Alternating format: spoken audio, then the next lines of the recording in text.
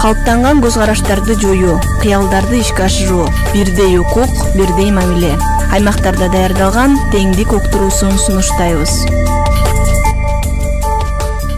Улуттук статистика комитетинин маалыматы боюнча, эркектердин жашынын орто узактыгы аялдардыкына караганда 8 жылга аз. Эркектер жугуштуу эмес оорулардын пайда болуусуна көбүрөөк кабылышат. Кыргызстанда ар бир экинчи эркек адам тамеки чегет, алкогол ичимдиктерди ичет жана ашыкча салмакта болушат.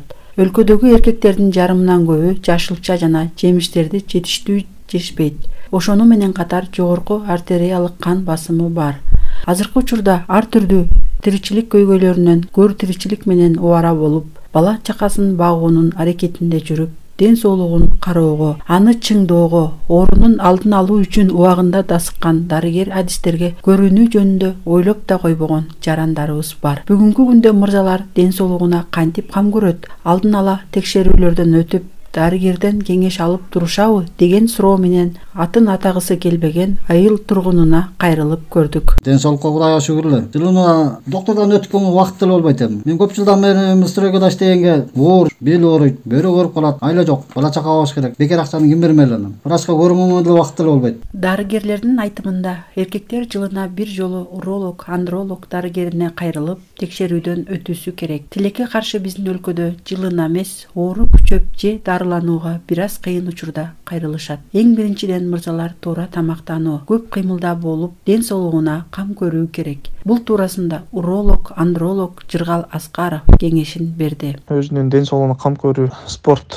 менен машыгуу, көнүгүүлөрдү жасоо, витаминдерди ичүү, туура тамактануу дагы бул ошол ден соолугуна кам көрүү болуп саналат. Мырзаларга айтарым, бир жылда бир жолу ошол уролог дарыгерине кайрылып, изилдөөлөрдөн өтүп, жугуштуу оорулардын астын алып, үйлөнөйүн деген мырзаларга айтарым, ошол үйлөнөрдүн астында сөзсүз түрдө уруктукту текшерип, анан үйлөнүшсө дейм да. Себеби дегенде азыркы учурда тукумсуздук эң көйгөйлүү маселелердин бири болуп жатат. Жаш ата энелерге айтарым, ошо эркек бала болсо, 1 жашта болсо дагы ошол ультрадобыстык изилдөөлөрдөн бөйрөк табактарын сөзсүз түрдө өткөрүп, детский урологко кайрылышыңыздардан мен сиздерден суранып кетер элем. 2023 жылдын 1 февралынан 1 мартына чейин эркектер арасында жоопту бол акциясы жүрүп жатат. Мектепте окуп жаткан ар бир окуучунун атасы текшерүүдөн өтүүсү зарыл. Ага 18 жаштан жогорку мырзалар катышышат.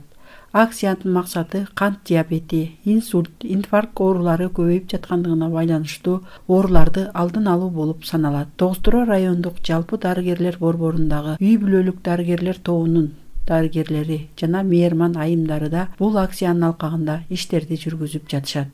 Иш чара өлкөдө эркектер дарыгерлерге дээрлик кайрылбаганынан улам балдары аркылуу аларга таасир этүүнү көздөйт. Аталар балдары үчүн айласы жок ден соолугун текшертип жатат, дейт медайым Сагын Субабаева. Биз ушу эркектердин арасында ооруларды алдын алуу, табуу жана туура маалымат берүү. Түшүнүп келип атышат, балдар үчүн келип атышат. Анан эми арасынан ар кандай эмелер чыгып атат. Аны түшүндүрүп атабыз, эми мындай 30 мүнөт жакшы кыймылдап, тамекини тыштап, аракты тыштап, анан 30 мүнөт тынбай кыймылда, же болбосо көпүрөгө чейин чурка, кайра көпүрөгүмдү бери чуркап кел.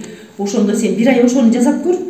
Сен бесиңе түшөсүң. Катыш жакшы эле болуп атат. Туура эле кабыл алып келип атышат да. Анан эле ушу тамактан туура эмес болуп атабыз да. Тамак ашты туура эмес башынан пайдаланып алганбыз.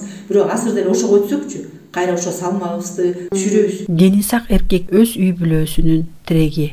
Өзүңүздүн ден соолугуңузга жана жакындарыңыздын бактылуу келечегине кам көрүңүз. Оору сиздин өмүрүңүздүн эң жакшы жылдарын алып коюшу мүмкүн. Сиздер менен мен Анара Маметова болдум. Тогуз-Тураа FM жамааттык радиосунун уктуруусун угалдыңыздар.